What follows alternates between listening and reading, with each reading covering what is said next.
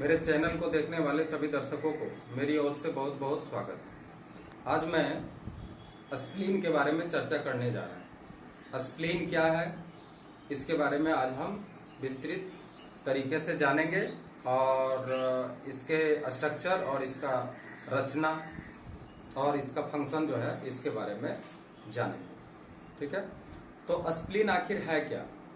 तो स्प्लीन का नाम जब लेते हैं तो इससे हमें लिम्फेटिक सिस्टम की याद आती है। अब लिम्फेटिक सिस्टम क्या है? लिम्फेटिक सिस्टम यानी जिस तरह से हमारा शरीर के अंदर सर्कुलेटरी सिस्टम के अंतर्गत ब्लड का सर्कुलेशन होता है, उसी तरह से हमारे शरीर के विभिन्न अंगों में लिम्फ का भी सर्कुलेशन होता है। तो अब लिम्फ है क्या? तो सबसे पहले लिम्फ के बारे में हम लोग जान लें। लिम्फ आखिर है क्या? ब्लड के बारे में तो हम लोग जानते हैं कि ब्लड के दो पार्ट्स होते हैं, ब्लड प्लाज्मा होते हैं, ब्लड कार्पसल्स होते हैं। ब्लड कार्पसल्स में आरबीसी, डब्ल्यूबीसी, थ्रोम्बोसाइट ये सब होते हैं और ब्लड प्लाज्मा होते हैं। परंतु लिम्फ के अंदर आखिर होते क्या है और लिम्फ है क्या? तो ब्लड कैपिलरीज के बाहर जो रक्त का ही कुछ अंश होते हैं, जैसे ये ब्लड कैपिलरीज है, इस ब्लड कैपिलरीज के अंदर ब्लड का प्रवाह होते रहता है, इसमें ब्लड जा रहा। अब इसके अंदर कुछ बहुत सारे ब्लड प्लाज्मा या बहुत सारे मिनरल साल्ट्स या पौष्टिक फूड मटेरियल्स, ये सब क्या होता है, ब्लड प्लाज्मा से बाहर निकल जाते हैं। और ये जो ब्लड प्लाज्मा से बाहर जो निकलते हैं, ब्लड का ही पार्ट, इसी को कहते हैं हम लिम्फ। इसी को क्या कहते हैं? लिम्फ कहते हैं। अब ये जो लिम्फ होता है, ये एक मार्ग के द्वारा, यानी ये भी अपना एक सर्कुलेटरी माध्यम के द्वारा एक जगह से दूसरे जगह जाते हैं। तो ये जो लिम्फ हर जगह हमारे शरीर के अंदर जाते हैं, तो ये किसके माध्यम से जाते हैं?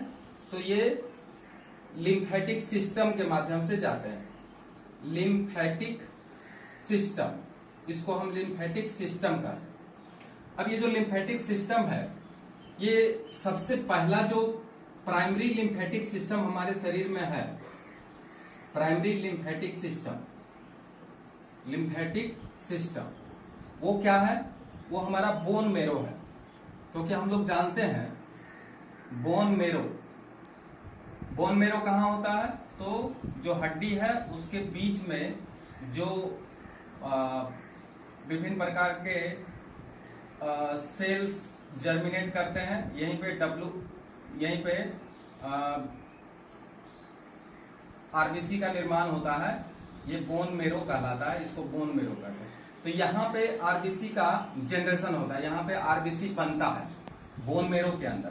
तो इसलिए इसको हम लोग कहते हैं प्राइमरी लिम्फोसाइट सिस्टम। तो प्राइमरी लिम्फेटिक सिस्टम तो बोन मेरो है। फिर दूसरा जो लिम्फेटिक सिस्टम है जिसके बारे में हम लोग पढ़ रहे हैं, ये secondary lymphatic system. Secondary lymphatic system, तो सेकेंडरी लिम्फेटिक सिस्टम जो है वही है स्प्लीन, जिसके बारे में आज हम पढ़ने जा रहे हैं। तो आप लिम्फ और लिम्फेटिक सिस्टम के बारे में समझ गए। प्राइमरी इसलिए बोला जाता है कि ये जो है हमारा आरबीसी का निर्माण यहीं पे सबसे पहले होते हैं, और लिम्फ जो है उसको एक जगह से दूसरे जगह ट्रांसफर भी करते हैं, इसलिए इसको प्रथम लिम्फेटिक सिस्टम कहते हैं। और जो बच्चे होते हैं उसके अंदर आरबीसी का जनरेशन स्प्लीन में ही होते हैं। बच्चे कहने का मतलब जब तक उसका डेवलपमेंट नहीं हो जाता है, एम्ब्रियोनिक स्टेज में होता है। एम्ब्रियोनिक स्टेज में जब होता है तो उस समय चूंकि बोन मेरो बन नहीं पाता है, हड्डी बन नहीं पाता है, रीढ़ का हड्डी बन नहीं पाता है और बोन बन नहीं पाता है, जिसके कारण कि वहां पे उसका स्प्लीन के अंदर ही आरबीसी का जनरेशन होता है, यानी ब्लड का फॉर्मेशन होता है। लेकिन बाद में चल करके जब बोन मेरो बन जाते हैं तो हम लोगों का आरबीसी या ब्लड सेल्स का फॉर्मेशन कहाँ होने लग जाते हैं? तो बोन मेरो में होने लग जाते हैं। अब आते हैं स्प्लीन। लिम्फेटिक सिस्टम के बारे में आप समझ में आ गया है। अब हम लोग चलते हैं कि आखिर स्प्लीन क्या है, कहाँ स्थित होते हैं और इसका फंक्शन क्या है, इसका स्ट्रक्चर क्या है। तो देखिए स्प्लीन जो होते हैं ये हमारा एब्डोमिनल कैविटी के अंदर अवस्थित होते हैं। तो इसका अगर हम पोजीशन लिखें, पोजीशन मतलब कहां पे रहते हैं, तो ये रहते हैं एब्डोमिनल कैविटी में। एब्डोमिनल कैविटी हिंदी में क्या कहेंगे, उदर गुहा। उदर गुहा में क्या होता है, ये स्थित होता है। लेकिन उदर गुहा में कहां पे अवस्थित होता है, जैसे हम देखें तो ये मेरा डायफ्राम है। डायफ्राम समझ में आ रहा है क्या है, डायफ्राम क्या है, ये चेस्ट को, थोरेसिक रीजन और एब्डोमिनल रीजन को अलग करने वाला जो मसल्स है डायफ्राम, उसको डायफ्राम कहते हैं। अब ये है एब्डोमिनल रीजन। तो अब इस एब्डोमिनल रीजन में कहां पे मिलेगा, देखिए गौर से, इसको अगर हम 4 टुकड़ा में काट दें तो ये हमारा जो स्प्लीन है वो हमारा लेफ्ट साइड होता है। यानी अगर हम इस तरह से दिखाएं तो इस पोजीशन में हमारा स्प्लीन होता है, यानी जहां स्टोमक होते हैं उस स्टोमक के पीछे उपस्थित होते हैं। यानी इसको हम अगर कहें लेफ्ट क्वाड्रेंट, तो यहीं पे हमारा स्प्लीन पाया जाता है। तो इसलिए एब्डोमिनल कैविटी में कहां पे, तो बेलो डायफ्राम एंड लेफ्ट क्वाड्रेंट। अब हिंदी वाले जो हैं वो क्या बोल सकते हैं इसको, कि उदर गुहा में डायफ्राम के नीचे,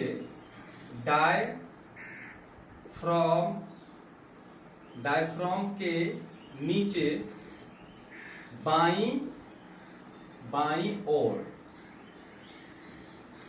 ठीक है, लेफ्ट क्वाड्रेंट में होता है। अपर लेफ्ट क्वाड्रेंट, देखिए यहां लेफ्ट क्वाड्रेंट ये भी है, ये भी है, तो इसको हम अपर लेफ्ट क्वाड्रेंट बोलते हैं। अपर लेफ्ट क्वाड्रेंट यानी ऊपरी बाईं ओर, ऊपरी भाग के बाईं ओर, ऊपरी हिस्सा के बाईं ओर,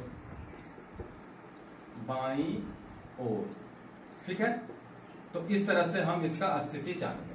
अब इसका वेट देखिए कितना होता है। इसका वेट जो होता है ये लगभग 150 ग्राम, बहुत कम वेट होता है। और इसका अगर हम लेंथ देखें तो इसका लेंथ लगभग 12 सेंटीमीटर का इसका लेंथ होता है, ठीक है। और ये एक तरह से मुट्ठी के आकृति का ही होता है, यानी इसका जो आकार है, यानी इसका जो साइज अगर हम बोलें तो ये मुट्ठी के आकार का ही होता है, ज्यादा बड़ा होता नहीं है। मुट्ठी के आकार का, फिस्ट के आकार का ये होते हैं, मुट्ठी के आकार के। इसका रंग जो होता है, कलर जो होते हैं, कलर ये पर्पल कलर के होते हैं, पर्पल कलर रंग के होते हैं। तो इस तरह से इसका हम आउटी देख लिए हैं। अब हम चलते हैं कि इसका स्ट्रक्चर होता है तो कैसे होता है। तो इसका स्ट्रक्चर के बारे में हम अब जानेंगे कि इसका स्ट्रक्चर किस तरह का होता है। तो अब स्ट्रक्चर में जब हम चलते हैं तो इसका सबसे बाहरी पार्ट जो होता है ये बीन शेपेड होते हैं, यानी बीन के आकार का ही होते हैं। तो ये अगर हम लिम्फ स्प्लीन अगर बनाते हैं तो इस तरह का बीन शेपेड इसका आकृति देखने को मिलता है। इस तरह का इसका आकृति होते हैं, इसको बीन शेपेड कहते हैं। इसका जो बाहर का लेयर है, इस बाहर के लेयर को कहते हैं कैप्सूल लेयर। बाहर के लेयर को क्या कहते हैं, कैप्सूल लेयर कहते हैं। इसके बाहर के लेयर को कैप्सूल लेयर कहते हैं, ध्यान दीजिए अच्छा से, कैप्सूल लेयर। और ये जो कैप्सूल लेयर है ये हाईली डेंस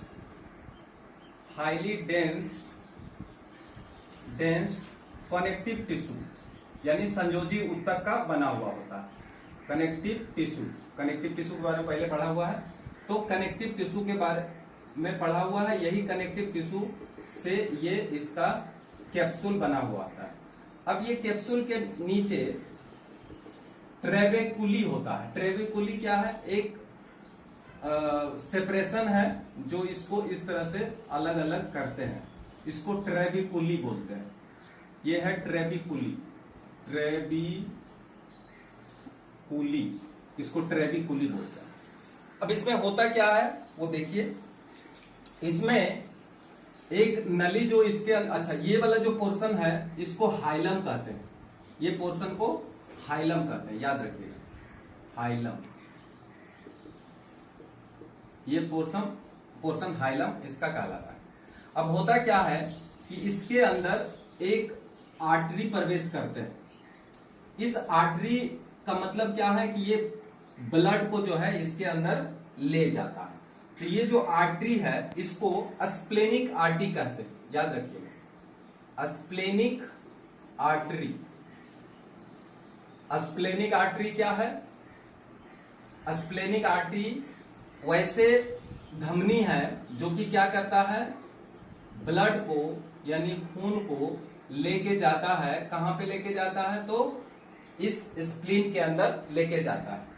ये आर्टरी आगे चल करके कई शाखाओं में विभक्त हो जाते हैं। अब ये जो कई शाखाओं में जाकर के विभक्त हो जाते हैं तो इसको ट्रेबिकुलर आर्टियोल्स कहते हैं। ट्रेबिक्यूलर आर्टेरियोल्स, इसको ट्रेबिकुलर आर्टियोल्स कहते हैं। अब ये जो आगे बढ़ने के बाद फिर देखा जाता है इसका पतला शाखा हो जाते हैं, इस तरह से इसका पतला शाखा हो जाते हैं। और ये जो पतला शाखा हो जाते हैं तो इसको हम सेंट्रल आर्टरी कहते हैं, सेंट्रल आर्टरी, इसको हम सेंट्रल आर्टरी कहते हैं। ठीक है, अब ये हम एक बनाए हैं। और दूसरा क्या होता है, एक दूसरा जो होता है वो देखिए, दूसरा जो इसके अंदर से ब्लड एक निकलने वाला भी होता है। तो जो ब्लड इससे निकलने वाले होते हैं, ये ब्लड को क्या करेगा, इसके अंदर से बाहर ब्लड को निकालता है। तो ये निकलने वाले जो होते हैं इसको स्प्लेनिक वेन कहते हैं। तो एक स्प्लेनिक वेन है, दूसरा स्प्लेनिक आर्टरी है, और एक है जो लिम्फ को क्या करता है, इससे बाहर निकालने के लिए एक नली इसमें और भी रहते हैं, लिम्फ, जिससे लिम्फ बाहर निकलते हैं। इसको कहते हैं इफेरेंट। ये चूंकि बाहर निकलने वाला नली है और इससे लिम्फ बाहर निकलते हैं, इसलिए इसको कहते हैं इफेरेंट। Efferent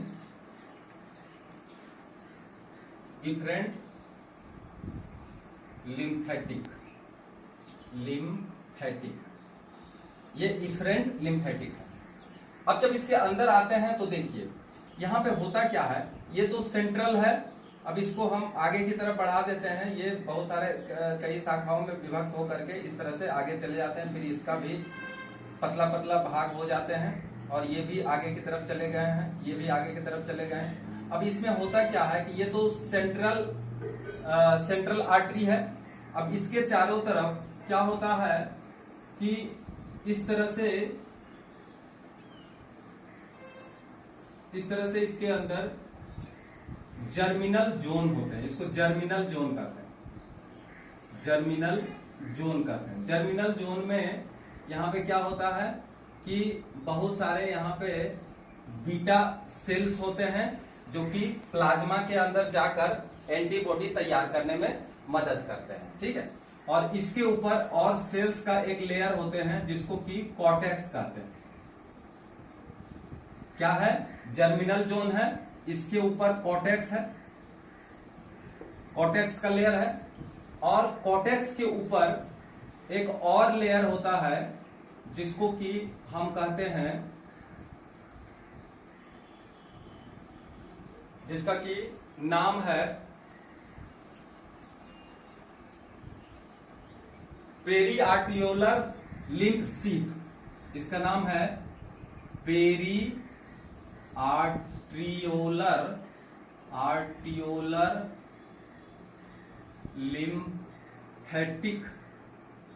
lymphatic sheath. इसी के ऊपर ये जमा हो जाता है। तो मेनली हम यहां समझ क्या रहे हैं, ये सारा मिल करके बनाता है व्हाइट पल्प बनाता है। ये सारा मिल करके क्या बनाएगा, व्हाइट पल्प। इसका मतलब जो स्प्लेनिक आर्टरी से संबंधित है वो व्हाइट पल्प का निर्माण करता है। इसको व्हाइट पल्प बोलते हैं। अब ये व्हाइट पल्प का बात जब आया है तो अब रेड पल्प का भी बात आएगा। तो व्हाइट पल्प में हम लोग देख रहे हैं ये सारा जो बना है इसको लिम्फेटिक नोड्यूल्स बोलते हैं, जिसके की अंदर एक सेंट्रल आर्टरी आते हैं, फिर जर्मिनल जोन आते हैं, और जर्मिनल जोन के बाद कॉर्टेक्स का लेयर आते हैं। ये सारा हमारा लिम्फेटिक नोड्यूल्स के अंतर्गत आते हैं, और उसके ऊपर जो चारों तरफ से जो सेल्स पाए जाते हैं उसको पेरीआर्टियोलर लिम्फेटिक शीथ कहते हैं। अच्छा, इसमें टी सेल का जनरेशन होता है, ये भी याद रखिएगा। और जर्मिनल जोन में जो होता है उसमें बी सेल का निर्माण होता है। बी सेल का निर्माण जब होता है तो ये बी सेल प्लाज्मा में चले जाते हैं, और प्लाज्मा में जा करके वहां पे एंटीबॉडी बनाते हैं। यही चीज याद रखिएगा, यहाँ पे एंटीबॉडी का निर्माण होता है। और चूंकि एंटीबॉडी ही हमारा क्या करता है, शरीर का रक्षात्मक लेयर है, और एंटीबॉडी का निर्माण हमारा बी सेल के अंदर ही होता है, जो कि जर्मिनल जून के अंदर उत्पन्न होते हैं एंटीबॉडी। और टी सेल का निर्माण कहां पे होता है, तो ये पेरीआर्टियोलर लिम्फेटिक शीथ के अंदर होता है, जो इसी के ऊपर उपस्थित होते हैं। और ये सारा मिलकर के कहलाता है व्हाइट पल्प। ठीक है। अब व्हाइट पल्प के बाद आता है रेड पल्प। तो रेड पल्प आखिर होता कहां है, तो देखिए ये थोड़ा पेरीफेरी वाला रीजन में होता है। ये तो ऐसा बहुत सारा होगा, यहां भी होगा व्हाइट पल्प, यहां भी होगा व्हाइट पल्प। तो व्हाइट पल्प हर जगह होगा, लेकिन ये मेडुलरी पोजीशन में होता है, मैंने भीतर की तरफ होता है। लेकिन बाहर की तरफ जो देखा जाता है वहां पे क्या क्या होते हैं, वहां पे दो चीज होते हैं। वो रेड पल्प जो बनाता है वो दो चीज के मिलने से बनाता है। वो क्या है, स्प्लेनिक कॉर्ड और स्प्लेनिक साइनस। तो यहां पे देखिए गौर से कि ये अगर स्प्लेनिक कॉर्ड है पेरीफेरी वाला रीजन में, और इसके बीच बीच में ये जो है ये स्प्लेनिक साइनस है। तो स्प्लेनिक साइनस है और स्प्लेनिक कॉर्ड है। अब ये स्प्लेनिक कॉर्ड में होता क्या क्या है, देखिए यहां पे हम बना रहे हैं, ये स्प्लेनिक कॉर्ड है। अब ये स्प्लेनिक कॉर्ड में बहुत सारे ब्लड सेल्स होते हैं, जैसे ल्यूकोसाइट हुआ, ल्यूकोसाइट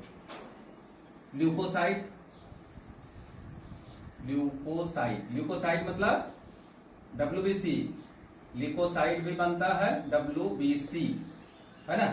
इसके साथ साथ यहां पे और क्या बनता है, लिम्फोसाइट बनता है।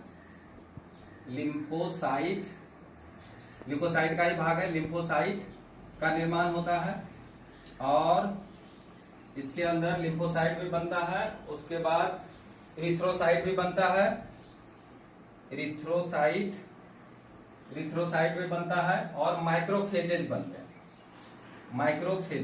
माइक्रोफेजेज क्या है, यही माइक्रोफेजेज जो होता है वो कोई भी बैक्टीरिया या कीटाणु को, देख लीजिए यहाँ पे, बैक्टीरिया या सूक्ष्म जीव जो भी होते हैं, माइक्रो ऑर्गेनिज्म, इसको वो क्या करता है, इंगल्प कर जाता है। क्या करता है, इंगल्प माने उसको निगल जाता है और मार देता है। ये डेंड्राइटिक सेल भी कहलाता है, डेंड्राइटिक सेल कहलाता है। और डेंड्राइटिक सेल कहता है जिसमें ज्यादा मजबूत होता है, ठीक है, जिसमें ज्यादा स्ट्रॉन्ग होता है डेंड्राइटिक सेल, वो क्या होता है, उसको जल्दी बीमारी लगता नहीं है। तो आजकल जो वायरस का प्रकोप है या बैक्टीरिया का प्रकोप, जो भी बैक्टीरियल डिजीज हो या वायरल डिजीज हो, तो अगर डेंड्राइटिक सेल यानी माइक्रोफेजेज अगर हमारा मजबूत है तो निश्चित रूप से वो क्या करेगा, वो बैक्टीरिया को या वायरस को वो निगल जाएगा, खा जाएगा और हमको हमारे शरीर को बीमारी से सुरक्षा दिला देता है। तो कुछ व्यक्ति देखे होंगे कि व्यक्ति मर जाते हैं जिसका डेंड्राइटिक सेल कमजोर हो गया है, जिसका इम्यून सिस्टम कमजोर। आखिर इम्यून सिस्टम कमजोर बोलते हैं इसका मतलब व्हाइट ब्लड सेल्स। तो व्हाइट ब्लड सेल्स के अंदर ही ये एंटीबॉडी जो तैयार हो रहा है, ये एंटीबॉडी और माइक्रोफेजेज जो होते हैं, ये माइक्रोफेजेज ही क्या करते हैं, डेंड्राइटिक सेल उसको अनावश्यक जो जीवाणु कीटाणु जो भी होते हैं उसको इनगल्प करके उसको नष्ट कर देते हैं और हमें बीमारी से सुरक्षा दिलाते हैं। तो ये सारा कहां पे होता है, तो याद रखिए ये जो पोर्शन यहां से इतना तक बता रहे हैं इसी को कहते हैं ये व्हाइट पल्प, तो इसको कहते हैं रेड पल्प। ठीक है, ये क्या है, ये रेड पल्प है। तो रेड पल्प वाला रीजन यही है। ठीक है, तो इसमें हम लोग बार बार पढ़ते हैं कि एक इसमें रेड पल्प वाला रीजन होता है, ये है रेड पल्प वाला रीजन, जिसमें कि दो तरह के पदार्थ हम बताए थे, एक है स्प्लेनिक साइनस और दूसरा है स्प्लेनिक कॉर्ड। स्प्लेनिक कॉर्ड में विभिन्न प्रकार के सेल्स होते हैं, जैसे ल्यूकोसाइट है, लिम्फोसाइट है, इरिथ्रोसाइट है, माइक्रोफेजेज है। ये सारा किसके अंदर होते हैं, तो रेड पल्प में होते हैं। अब दरअसल होता क्या है कि इससे जो जुड़ा हुआ होता है, अब ये जो साइनस है, ये साइनस आपस में क्या होता है, जुड़ जाता है, और ये साइनस आपस में जुड़ करके फिर जितने भी जगह में यहां भी होगा, ये सब क्या है, ये सब रेड पल्प है, इसको हम रेड से करते हैं, ये सब रेड पल्प है। ठीक है, ये रेड पल्प है और ये ऊपर वाला व्हाइट पल्प है। तो इससे क्या होता है, साइनस जुड़े हुए होते हैं। अब ये साइनस आपस में जुड़ करके, इसका जो साइनस है ये आपस में जुड़ करके कहा जाता है, तो स्प्लेनिक वेन के अंदर चला जाता है और इससे फिर रक्त बाहर निकल जाता है। तो इस तरह से ये स्प्लीन विभिन्न प्रकार के फंक्शन को करते जाते हैं और इसमें जो लिम्फ बनते हैं वो लिम्फेटिक सिस्टम के द्वारा, जो कि हम बोले इफरेंट लिम्फेटिक सिस्टम है, तो इफरेंट लिम्फेटिक सिस्टम के द्वारा ये क्या होता है, लिम्फ इसमें से बाहर निकल करके हमारे शरीर के विभिन्न अंगों में चले जाते हैं। तो इस तरह से यह एक बहुत सेकेंडरी लिम्फ ग्लैंड है और इसमें इस तरह से कार्य होता है। तो अब इसका हम क्या देखेंगे, फंक्शन देखेंगे। तो इसके बारे में पूरी तरह से समझ में आ गया कि क्या क्या इसके पार्ट्स होते हैं। ठीक है, बाहर का पार्ट को कैप्सुलर पार्ट कहते हैं और अंदर के पार्ट को, ये जो पूरा अंदर का पार्ट है, इसको पेरेनकाइमा भी कहते हैं। Parenchyma, parenchyma, parenchyma. अब पेरेनकाइमा के अंदर ही व्हाइट, पेरेनकाइमा के अंदर ही क्या है बोलिए, व्हाइट पल्प, व्हाइट पल्प और रेड पल्प इसी के अंदर है, रेड पल्प। ठीक है, और इसी के अंदर सारा उपस्थित है। और एक भाग जो होता है मेडुला, मेडुला, तो मेडुला क्या है, अंदर वाला भाग है और अंदर वाला भाग मेडुला है, जहां से क्या होता है, स्प्लेनिक आर्टरी प्रवेश करता है और स्प्लेनिक वेन क्या होता है, इससे बाहर निकलता है। ये मेडुला वाला पोजीशन में होता है और सबसे बाहर का जो है वो कैप्सूल है। तो निश्चित रूप से हम जान गए हैं कि इसका ये सारा भाग होता है। अब इसमें देखते हैं कि इसका फंक्शन क्या है, इसका मेन क्या है, फंक्शन। तो आप फंक्शन में ध्यान दीजिए, ये इसका कार्य क्या है, स्प्लीन का। ठीक है, ये परीक्षा के लिए बहुत इंपॉर्टेंट है, इसलिए ध्यान दीजिए। सबसे पहले एक नंबर में इसका फंक्शन क्या है, ये ब्लड को फिल्ट्रेट करता है। सबसे पहला फंक्शन स्प्लीन का क्या है, ब्लड को फिल्ट्रेट करता है। तो यह रक्त को फिल्ट्रेट करता है, फिल्ट्रेट करता है। ठीक है, दूसरा नंबर क्या है, यह एंटीबॉडी, एंटीबॉडी कहां तैयार हुआ था, देखिए यहां बताए थे माइक्रोफेज, ये देखिए यहां बताए थे एंटीबॉडी बी से तैयार करता है। तो यह एंटीबॉडी के निर्माण में सहायक होते हैं। 3 नंबर, यह कुछ रक्त को स्टोर करता है, यानी संग्रह करता है। लेकिन ये रक्त को जो संग्रह करता है ये कब काम आने वाला है? बाय द वे को एक्सीडेंट हो गया, शरीर से रक्त बाहर निकल गया, है ना, और शरीर में रक्त का कमी हो गया, तो ये थोड़ा सा स्टोर करके रखता है। या कभी हेमरेज हो गया और उसमें ब्लड का कमी हो गया, तो ये क्या करता है? रक्त को स्टोर करके रखता है ताकि उसमें उसका इस्तेमाल किया जा सके। इसलिए यह कुछ रक्त को संग्रह करता है और आवश्यकता पड़ने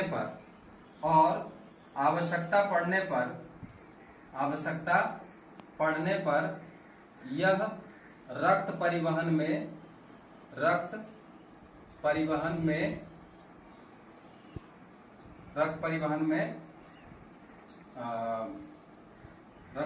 में दे दिया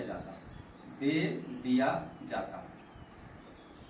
अच्छा, चौथा क्या है? ये रक्त का आरबीसी का या इसको ऐसे लिख दें, यहां आरबीसी नष्ट होते हैं, अतः इसे आरबीसी का कब्रिस्तान भी कहते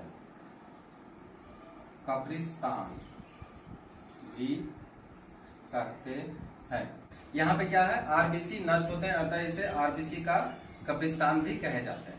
अच्छा, पांचवा फंक्शन इसका क्या है कि चूंकि यहाँ एंटीबॉडी का निर्माण होता है, तो इसलिए ये हमारे शरीर को क्या करता है? तो सुरक्षा प्रदान करता है। तो यहाँ हम लिख सकते हैं कि यहाँ यह